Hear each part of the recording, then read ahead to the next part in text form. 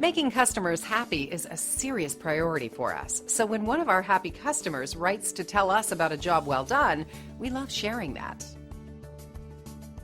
It never gets old to hear our customers post these types of experiences online. We take great pride in knowing our customers are happy. It motivates us to continue working hard at providing the best possible service. Happy customers are the key to our success, allowing us to continue growing our customer base. We take pride in our 5-star service rating. We're very loyal to our customers, and in return, we have incredibly loyal customers. See, and you'll be amazed. Call us today at the number on your screen or visit us online. Thanks for watching. We'll see you soon.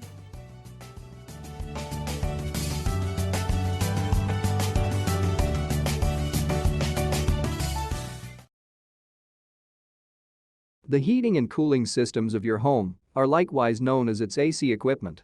This acronym means heating, ventilation, and air conditioning. The AC devices is responsible for the temperature, humidity, and quality of the indoor environment and comfort for the habitants. There are many different kinds of heating, ventilating, and cooling equipment. The kind of equipment used in any particular area has to do with its climate. The length and cold of winter and the length and hotness of summer season are the primary factors in identifying what is needed. The humidity levels also play a crucial role on what equipment would be needed. Heater. Heating your house clearly is a process of adding heat to the indoor environment, therefore increasing the temperature level. The common winter season time thermostat temperature setting is 66 F to 70 F, with the average being around 68 F. This is a reasonable temp for comfort and performance. Below are the most typical heating systems set up in brand new homes today. Required air. Many typical kind of heating and cooling systems used. A blower flows air throughout a heat exchanger to heat the house. AC systems can contribute to these systems. Heat pump. There are numerous types of heat pumps, however most common is the air source heat pump. Heat pump offer the heating and cooling for your home.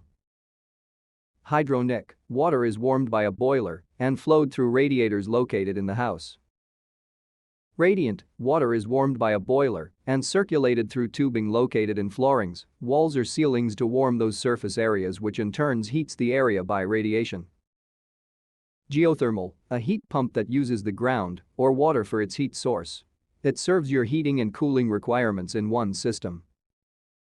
Electric. Heat is provided through electrical or resistance heating systems when electrical power is traveled through the device. Cooling systems. The cooling of your house, likewise known as cooling, is the removal of heat to cool and dehumidify the indoor air. The common summertime thermostat setting is 74 F to 80 F, with the average being around 78 F. This typical temperature is reasonable for convenience and performance. Below are the most typical AC systems installed in new homes today. Required air. The majority of common kind of heating and cooling systems installed. A compressor circulates a refrigerant in between two coils, one inside your home and one outdoors, then a blower blows through the indoor coil, which gets rid of the heat from the home, and then it is distributed to the outside to dissipate the heat that was taken into the outdoor air. It uses a system of ductwork to disperse the conditioned air throughout the house. Ductless split system, a mini split air conditioning system. Comparable to the standard split system, nevertheless each space has an air handler situated it for individual control, and for that reason no requirement for ductwork. Ventilation. The function of ventilation in a house is to help manage the indoor air quality and humidity levels. It is best to manage this ventilation through the heating and cooling systems of the house.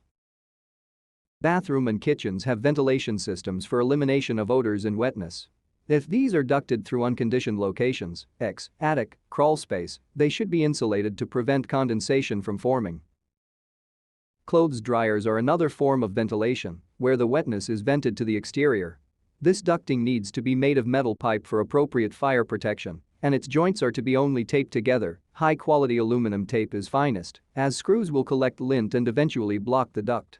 Clothes dryers ought to never ever be vented to the interior. Some stores offer this type of lint collector for this function, as this will increase the indoor humidity levels significantly and will add to mold development and bad indoor air quality. Today's homes are being built much tighter for that reason, enabling less infiltration of outside air.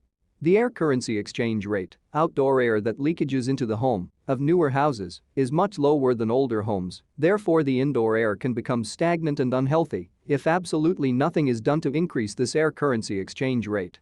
The majority of home heating and cooling systems, including forced air heating systems, do not mechanically bring fresh air into the house. One method of doing this is with a heat recovery ventilator. This gadget brings in outside air through a type of exchanger, where the indoor also goes through it, for that reason transferring the heat from the indoor air into the outdoor air that is being brought into the home. You can also set up a duct on your HVAC return plenum directly from the outdoors, so that at any time your house is under unfavorable pressure, it draws the air through this duct instead of through the cracks in your house.